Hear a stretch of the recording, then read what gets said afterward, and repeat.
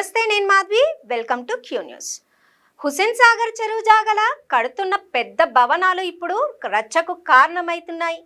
Pradeep construction కడుతున్న ఈ ఇండ్లకు అసలు అనుమతులు ఎట్లా వచ్చినాయి అన్న దాని మీద పెద్ద రచ్చ నడుస్తుంది.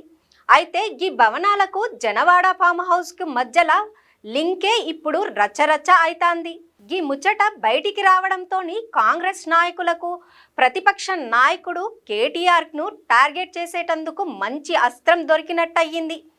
అసలు ఈ కట్టడాల వెనుక ఉన్న అసలు కథ ఏందో ఇప్పుడు చూద్దాం.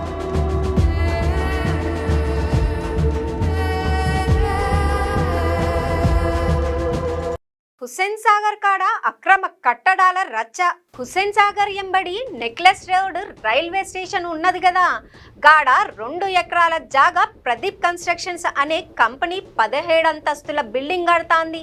ప్రదీప్ భవనాలకు జిహెచ్ఎంసి నోటీసులు. దీన్ని కట్టేటందుకు ఇచ్చిన అనుమతులు ఎందుకు రద్దు చేయొద్దో చెప్పాలని జిహెచ్ఎంసి అధికారులు నోటీసులు ఇచ్చిండ్రు.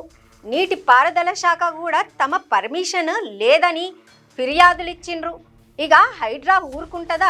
Commissioner Ranganath, GHMC commissioner Karan, Hyderabad collector Priyanka కలిసి ఈ జాగను తనిఖీ చేసిండ్రు. చట్ట ప్రకారం పర్మిషన్లు రద్దు చేసే పనుల అధికారులు బిజీగా ఉన్నారు.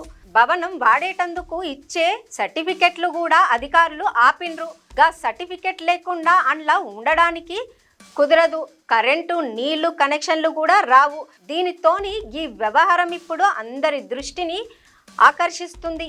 కేటీఆర్ హయాంలోనే అనుమతులిచ్చిన వైనం. అయితే ఈ భవనాలకు 2018లో మొదటి పర్మిషన్ వచ్చింది. ఆ తర్వాత 2020లో మార్పులు చేసి మరోసారి అనుమతులు ఇచ్చిండ్రు. అప్పుడు రాష్ట్రంలో కేసీఆర్ సర్కారు ఉండే కదా, మున్సిపల్ శాఖ కూడా కేటీఆర్ చేతిలోనే ఉండే. అసలు ఏ శాఖ అనుమతులు లేకుండా ఇంత పెద్ద ప్రాజెక్టుకి గ్రీన్ సిగ్నల్ ఎట్లా వచ్చింది? దీని వెనుక ఎవరు చక్రం తిప్పిండ్రు అన్న అనుమానాలు అప్పట్లోనే వచ్చినాయి. కానీ అధికారంలో ఉన్నోళ్లకు ఎదురు మాట్లాడేటోళ్ళు లేకుండా పోయిండ్రు. అయితే అసలు కథ దీన్నే మొదలయ్యింది.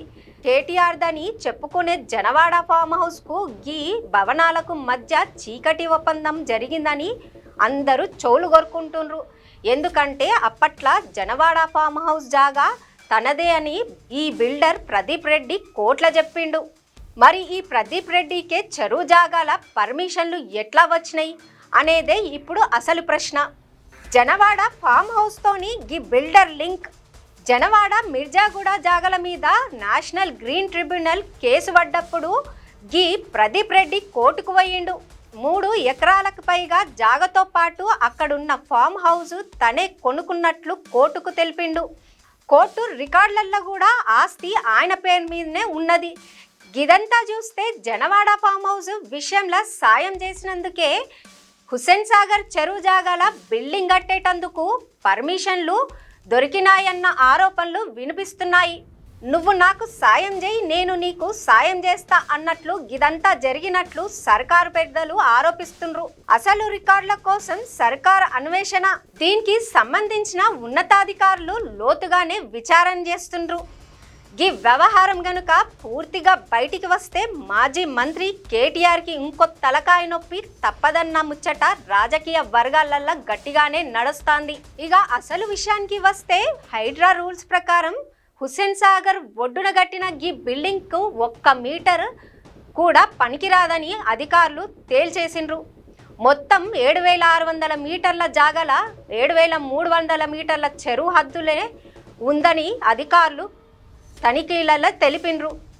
మిగిలిన 285 మీటర్లు కూడా బఫర్ జోన్లోనే ఉన్నదని రిపోర్ట్లు ఇచ్చిండ్రు. గింత పక్కాగా చెరువు జాగల్నే ఉన్నదని తెలిసినా కూడా 2 సెలార్లు 17 అంతస్తులకు అనుమతులు ఎట్లా ఇచ్చిండ్రన్నది ఇప్పుడు పెద్ద మిస్టరీగా మారింది. రెవెన్యూ రికార్డులలో కూడా ఈ జాగా చెరువుల మునిగిందని రాసి ఉంది. కలెక్టర్, ఇరిగేషన్ ఆఫీసుల నుంచి కూడా ఎసొంటి పర్మిషన్లు తీసుకోలేదని పక్కాగా తెలిసింది. దీని మీద పూర్తిగా విచారణ చేస్తే గానీ దీని వెనుక ఉన్న పెద్దల బండారం బయటపడదని అంటాండ్రు విషయం తెలిసినోళ్ళు. క్యూ న్యూస్ లో వీడియో ఎడిటర్లు కావాలను. మీడియా రంగంలో మీ టాలెంట్ కు ఇది సరైన వేదిక.